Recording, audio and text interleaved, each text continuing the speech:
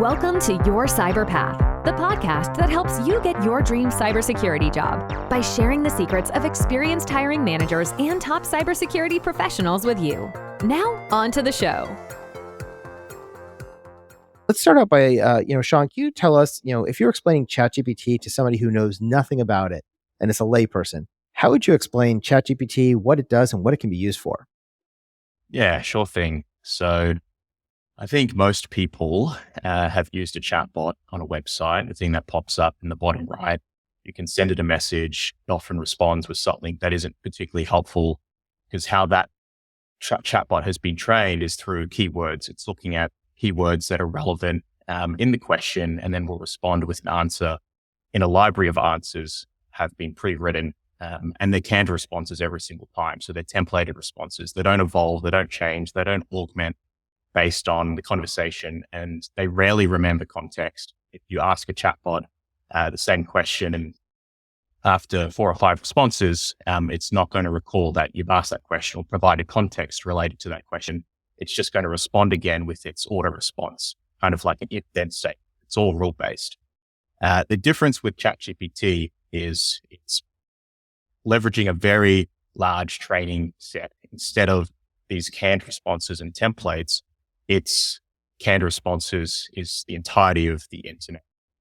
It's got all sorts of training corpuses related to Wikipedia, blog posts, websites. It uses something called the Common Crawl, which is a publicly available database of information. So as much data as OpenAI, which is the company who created ChatGPT, could feed this model, it is leveraging that information to generate its answers.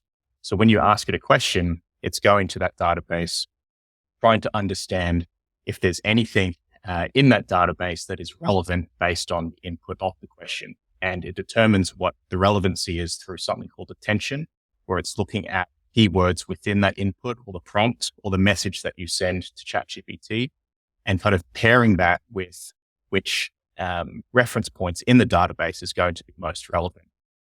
So it's really a chatbot that has a lot more context, a lot more information, a lot more knowledge to be able to help you with any topic, any question, any use case. And that's essentially talking to some kind of super intelligence.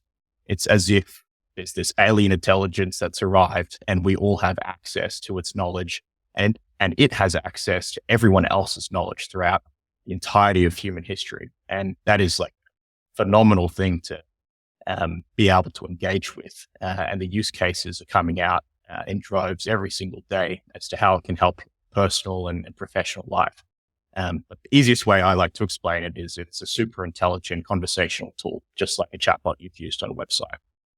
Yeah, I think that's a really good point. And a lot of people I've seen when they first use ChatGPT, they think it's like Google. And they go in there and they go, what is 2 plus 2? Or what is the capital of America? Or something like that. And it's like, that is such a slim piece of what it can do. Almost insulting. Yeah, it can answer that stuff, but it's like, it's really, really not a really good use of it, right? And the reason why it's called ChatGPT is because the G stands for generative.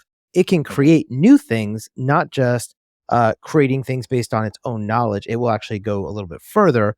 And you could do things like I've seen people using it to write poetry and make a song and make a rap and all this stuff that is what we normally consider creative work by humans. And it can do this. And you could say, take Star Wars and rewrite it in Shakespearean iambic pentameter, and it can do that for you, right? It has that ability.